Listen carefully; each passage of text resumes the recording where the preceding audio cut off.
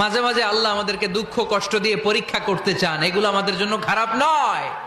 এই দুঃখ কষ্ট বিপদ আমাদের কোমরকে সোজা করে, আমাদের পায়ের মাটিকে শক্ত করে। চিল্লায় বলেন ঠিক কিনা? প্রতিকূল পরিবেশে কিভাবে বাঁচতে হয় এই দুঃখ কষ্ট আমাদেরকে শিখায়। এজন্য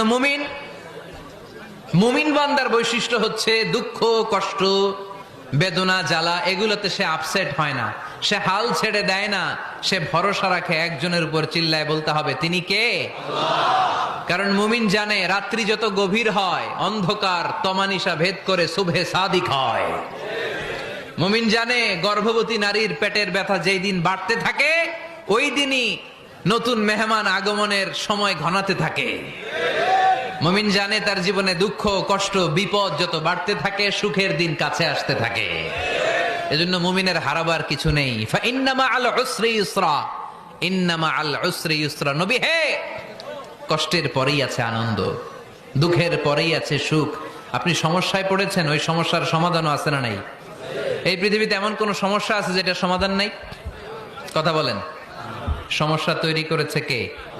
আবার সমাধানও দিয়েছে কে? Allah doesn't create a lock without its key. Allah কখনো চাবি না বানাইয়া ওইটার তালা বানায় নাই। কথা কন।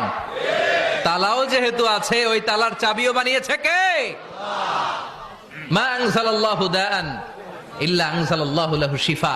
আল্লাহ দুনিয়ায় এমন কোন রোগ পাঠায় নাই যেই রোগের ঔষধ বানায় নাই, এমন কোন রোগ নাজিল করে নাই যেই রোগের কোন চিকিৎসা বানায় নাই, হয়তো সেটা আবিষ্কার হয় নাই। অনেকে ক্যান্সারের কথা বলতে পারেন যে হুজুর ক্যান্সার এমন রোগ, এই ক্যান্সার তার নাই কোনো অ্যান্সার।